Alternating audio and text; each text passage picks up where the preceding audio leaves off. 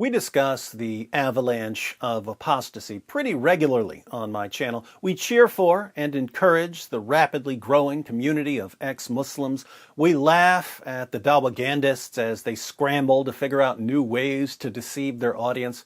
It's fun to watch, and it's awesome to be a part of. But there's a darker, more violent side to the avalanche of apostasy. Many of the people who are leaving Islam still live in areas where they are subject to threats, abuse, or death.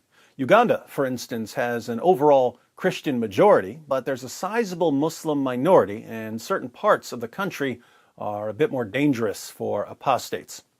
Morning Star News reports, upset over conversions to Christianity, hardline Muslims in an area of eastern Uganda this month sprayed a newly Christian family with acid and beat a former mosque leader, sources said. In Intanko village, Namutumba district, Muslim relatives on March 8th sprayed acid on Juma Waiswa, 38, his 32-year-old wife, Nasimu Naigaga, and their 13-year-old daughter, Amina Nagudi, after they put their faith in Christ the previous month, Waiswa said. They converted to Christianity when a pastor visited their home on the morning of February 17th and explained the gospel. When their relatives learned of their conversions, they called them to a meeting with other clan members on March 8th, Waiswa said. So, they had been Christians for about 3 weeks before they were sprayed with acid. During the meeting, we were asked about our salvation, and we affirmed to them that we had believed in Jesus and converted to Christianity, Waiswa told Morning Star News. They told us to renounce Jesus, but we stood by the newly founded faith in Jesus. Christians had deepened the family's faith in visits and Bible study after their conversion, he said. When we refused to recant our faith in Jesus, my father, Arajabu, recited some Quranic verses, and after that they forcefully started beating us with sticks as prescribed in the Quran, claiming that we were apostates, Waiswa said. As this was not enough, my father went inside the room and picked up a bottle of acid and began spraying it on us while the group started shouting, Allah Akbar, God is greater, you deserve death, and then disowned us. It's good to see a news article that translates Allahu Akbar correctly. It's not Allah is great, it's Allah is greater. Initially, they did not know what kind of liquid was sprayed on them, he said. But as we were fleeing for our lives, we started feeling some serious itching that continued till the pain intensified, Waiswa said.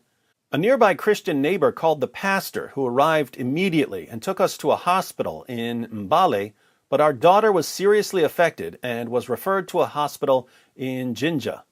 On March 9th, while the three were receiving hospital treatment, their house was set ablaze, he said. The three are still undergoing hospital treatment. They requested prayer for healing and for a place to stay after recovering. I've read about a lot of acid attacks over the years. The victims are usually women who rejected the advances of a man who doesn't believe that women have a right to reject him. Acid attacks are meant to send a special kind of message. Someone who throws acid in your face doesn't want to kill you. He wants you to have a constant reminder of what you did to upset him. And he wants you to be a permanent warning to those around you. So, this is what certain Muslims are doing in Uganda to stop people from leaving Islam. Keep in mind, they're on the same side with the Dawagandists on YouTube and Twitter. The only difference is that the Dawagandists are typically more violent. Ali Dawa doesn't want to spray apostates with acid. He openly calls for apostates to be publicly executed. And his fans, hundreds of thousands of them, love him for it. And if we criticize the demands for violence in any way, we're called bigots and Islamophobes, and we get banned by Facebook and Twitter and YouTube. The whole world has gone insane.